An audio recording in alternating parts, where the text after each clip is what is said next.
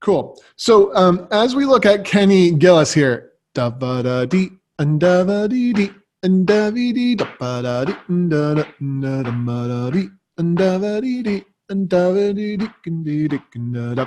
One of the big things that we've really been struggling with in recordings, and you know, I suppose it's just part of the journey, but we've really taken our eye off the ball of hitting the beats accurately. And this is a general statement. So if you have not taken your eye off the ball, don't take this personally or get mad or anything. But just as a general blanket statement, as we listen to the recordings, what do we hear? It's the thing that we hear all the time with all beginners and intermediates. Somebody commented on Instagram, why do we all rush? And it's an interesting question because we do all rush. Nobody is habitually late to the beat, right? That's not a thing. It's always rushing, right? So we've really taken our eye off the ball. Now, when it comes to playing with rhythmic accuracy, what's the thought process behind playing with great rhythmic accuracy? Beth, I'm so excited. It looks like this is exactly what I was thinking. We want to put the thing that belongs on the beat actually on the beat. I love that. That's really, really good. That's exactly right. So let me take this, make a little text box here. ID, the thing that should go on beat. 100% solar eclipse that thing, right? ID thing that should go on beat and 100% solar eclipse that thing.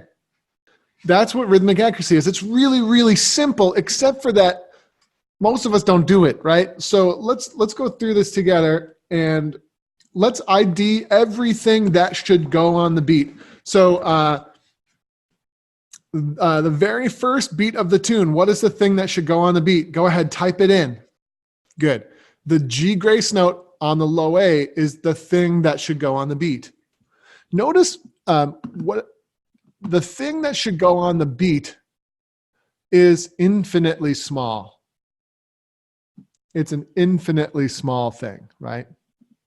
So whatever our answers are going forward, it's one infinitely small thing that needs to go on the beat.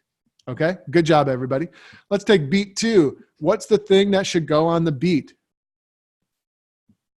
Nope, we're talking about the beat in this case, which would be 2 times in each bar, right? Like the primary beat. Good. The G grace note at the beginning of the E doubling.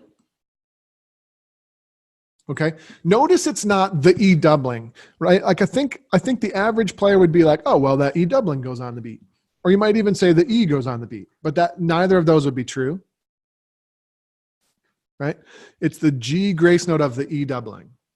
Yep. That is the thing that goes on the beat. Simple, right? Next, what's the next beat? Beat 1 of bar 2. What's the thing that goes on the beat? G grace note on the E. Yep. Okay. What's the next thing that goes on the next beat? There does, but now we break the pattern. And the next one, what's the next thing that goes on the beat? F grace note, Beth, is a great example of the absolute wrong answer. Thank you. No, but I understand what you were doing there, right? You're being the guinea pig. So I have a lot of respect for that. Nope, there is no G grace note on the F. This is an F doubling, but it does not have a G grace note because we're coming from high A.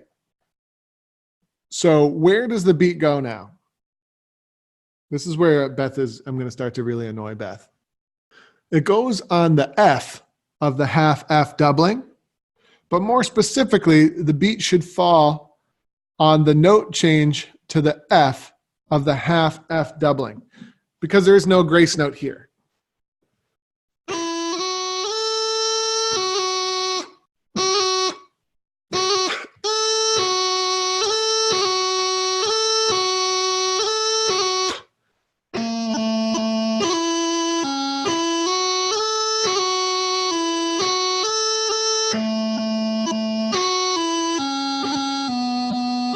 Okay, so So if we go back to the grace notes, right, we have our metronome click and we want it to completely eclipse those grace notes, right?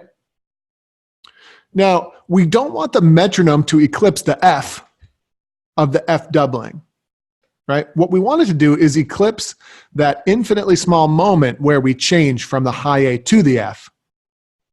This is technically speaking, okay? But it's actually the note change that we want to align with the beat. Just, think of it this way. If there were a grace note on that, the note change would happen at the same time, or else we would have a grace note sync error. So it's that instant where the thing happens. It's the instant that we initiate the thing, right, that needs to perfectly align with the beat. Okay, let's move on. Next beat. What should align perfectly with the beat in the next beat? First beat of the third bar. Bing, bing, ding, ding, ding, G grace note to F. Love it. What about the next beat? What is the thing that should align perfectly for beat 2? Good. I love that, Jen. The note change to the low A. So that exact instant that our fingers change from high A to low A is the exact instant the metronome click should be eclipsing. Okay? What is the next thing that should go exactly on the beat? G grace note to F. Love it. Super simple. No problem. What about the next beat? Good. Now, these two bars are recycled. Okay. Now let's do the ending phrase. What's the thing that should go exactly on the beat? G grace note to E. Very good. Next beat, G grace note to F. Next beat, G grace note to B. What about the final beat? What is the thing that should go on the beat? There is no low G in a burl. Okay, but if you mean the low G grace note, the first low G grace note, that would be correct. Or I sometimes use like slang, and I would say the first swipe of the burl is what needs to try to align perfectly with that metronome click. Okay, those two low G's in the burl are grace notes. Now, we need to get so good at identifying the exact thing that should go on the beat. We need to get so good at it over time that it's instinctual to be able to visually pick out where the beat's going to be. And that'll take time, okay? But in the meantime, whenever you approach a piece of bagpipe music, whenever you seriously approach it, doing something like this is highly recommended, especially lately because we're not really getting it. And again, that's a generalized statement, but we're not really getting it. And so we need to do it. So let's grab our metronome here just to keep us honest. But hey, if you don't have a metronome, what do? You just make sure that your foot, the sound that the foot makes on the floor completely eclipses. Can you guys hear my foot? That the sound your foot makes completely eclipses the thing. And then, if your tempo's not perfectly steady, okay, it would be helpful to have a metronome, but at least we're practicing lining up what we're playing with a real tactile event. Okay, so we can develop that rhythmic accuracy and control.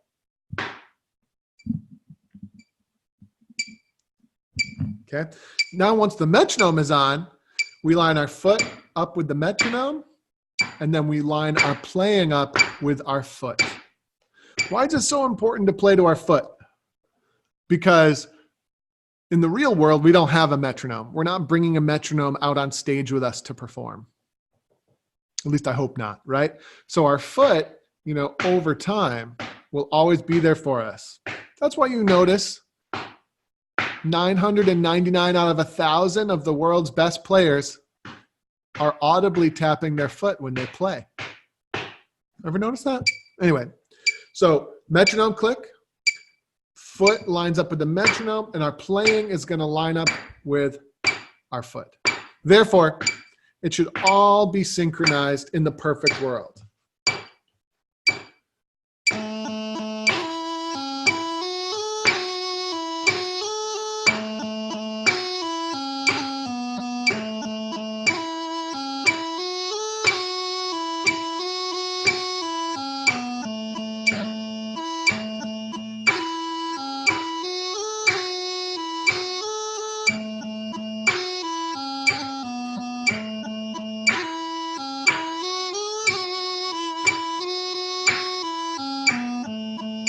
Okay? Everybody understand?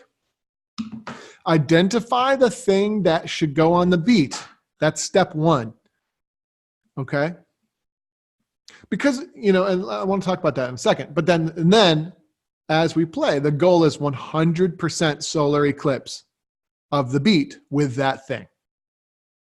Notice that at no point here, other than turning on the metronome, at no point have I said the beat has to be perfectly steady. You notice how I'm not really even talking about that? That'll be a natural byproduct of being able to 100% solar eclipse. It's just like how blowing steady really isn't our top priority. Playing with steady tempo isn't either. I mean, obviously that's important, but the number one priority is being able to play with rhythmic accuracy. It's pretty hard to tap your foot unsteadily, really, right? It actually, you know, like it might not be perfect, but it's not going to be drastically unsteady. Okay. Now, back to IDing the thing that should go on the beat. You have to do that first. You have to make sure you can ID it, because what happens is you don't ID it, and then you get to a spot like here where you've got the C followed by the C doubling, and 9 out of 10 people who don't ID where the beat should go play like this.